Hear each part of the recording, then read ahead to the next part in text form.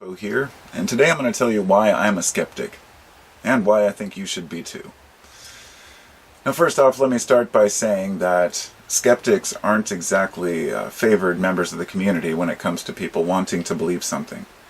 Whether it be a religion, whether it be a political view, whether it be a product that somebody's coming out with, which they're claiming are going to revolutionize the industry. Whether it be somebody who has a Kickstarter campaign for something that obviously they don't have the capacity to invent, and then collects a whole crapload of money and walks off. Or somebody selling you a pendant that they claim is going to block EMF radiation. Or any other number of pseudoscience, crystals, psychics working for the police, you name it. I used to believe in a lot of these things. I should say, I didn't believe, but I've always been a very open-minded person. I've read a lot of books about UFOs, ghosts, aliens, the mind, ancient belief systems, Buddhism and Hinduism, and the roots of them, and the mystery schools, all the ancient knowledge that was supposedly passed down. And I got to a point in my life where I kind of believed that I had some things figured out. And I carefully put them to the same rigorous tests as I put everything else to, and found that once again they fell flat in the face of evidence and proof. And over the years I've come to my own conclusion that people will only look for evidence to support their claim, and this is what's called confirmation bias, it's well known, but anything against their claim they tend to negate. To give you an example, if I were to sit here and tell you this video is a skeptic look at Islam, instantly a whole group of Christians would be on board, and they'd be like, yes, absolutely, they're wrong. Now you switch the tables there and say this is a skeptical look at Christianity. There'd be plenty of Muslims out there who would say, yes, I agree. The idea is whatever supports our claim is what we want to believe. Now, where does that leave us in today's world? Well, we have an internet full of claims, stories, titles, headlines that may or may not be true, but may or may not be elaborated on to pull your heartstrings and your emotions. Now, if you want to get people's attention in today's world, trying to do it calm and collected is not the way. Trying to come out with a simple product that might just improve somebody's life in a basic way, or to give them some simple, straightforward advice in a slow, collected manner. It doesn't work as well as jumping on camera and screaming, what they call the loudness wars. And we all know about these people on YouTube. The PewDiePies and the... I actually kind of like PewDiePie, but I don't watch him, but I mean, him as a person, he seems like a nice guy, but nothing against the people. It's against the way that we have to attract attention by screaming, hey guys, how's it going? You know, jumping on camera and basically being as absurd and chaotic as you can.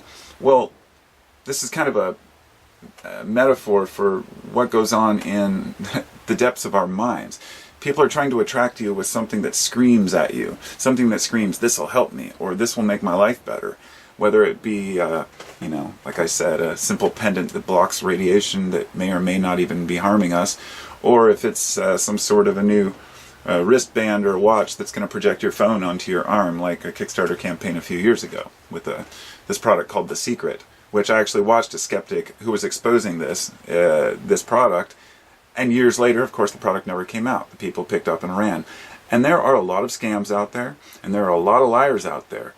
And this is why I find it so important to talk about these issues. This is why I come across as a skeptic about a lot of things.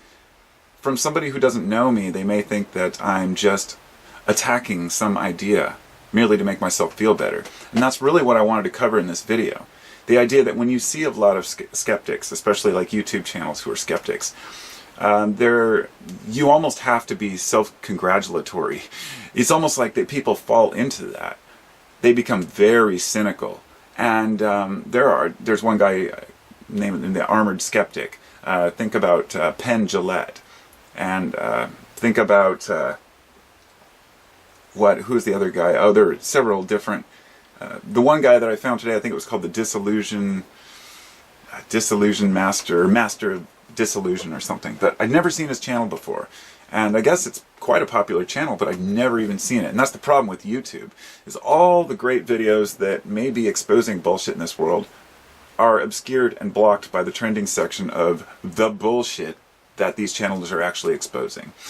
And I'll leave that, I won't go into that in detail, but you know, there are a lot of people out there who are trying to save you time, money, and effort by not falling prey to bullshit. Like the video I made before this was about multi-level marketing or pyramid schemes. Most people know what they are by now, but people still join them and they still buy into them. And a few people might do okay.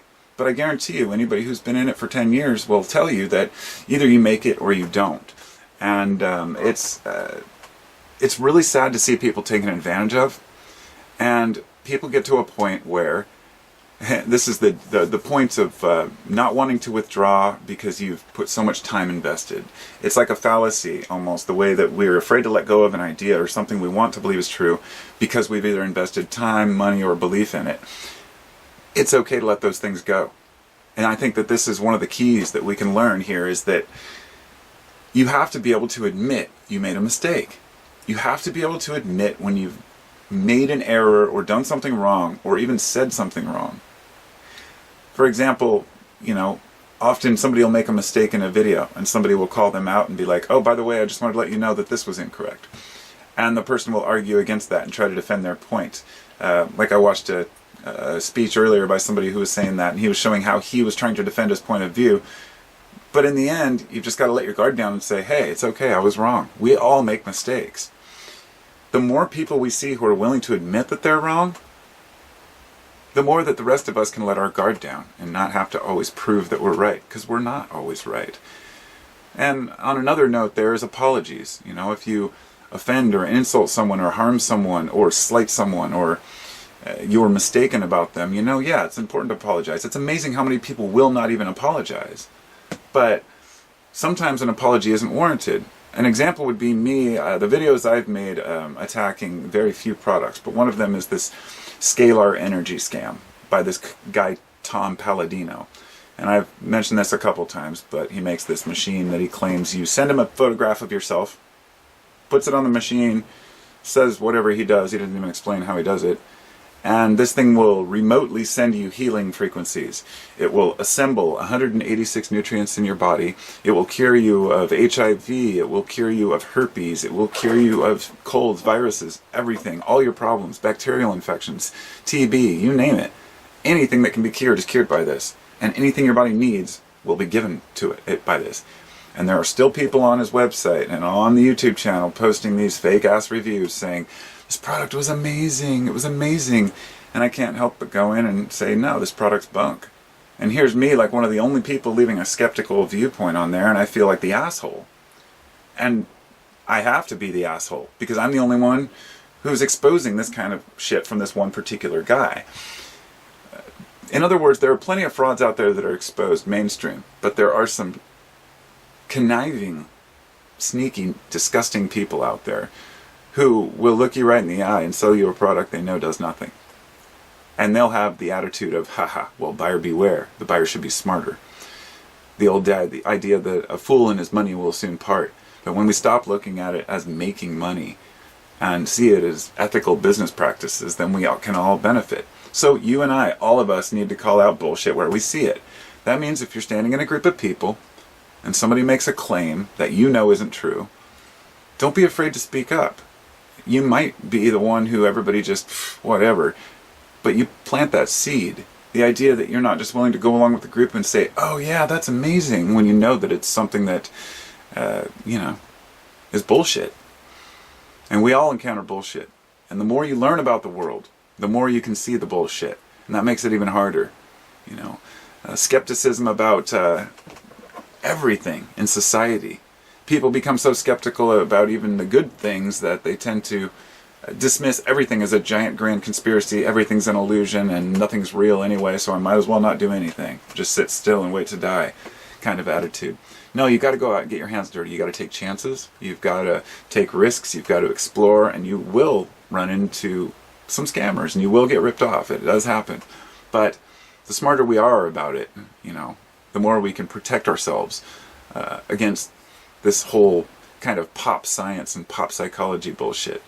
You know, sell you a quick method to healing yourself and healing your mind, or here, just eat this food and you'll be good to go. Take this herb. And it's really hard to see people who are so desperate and have to say that there is no magic bullet, you know.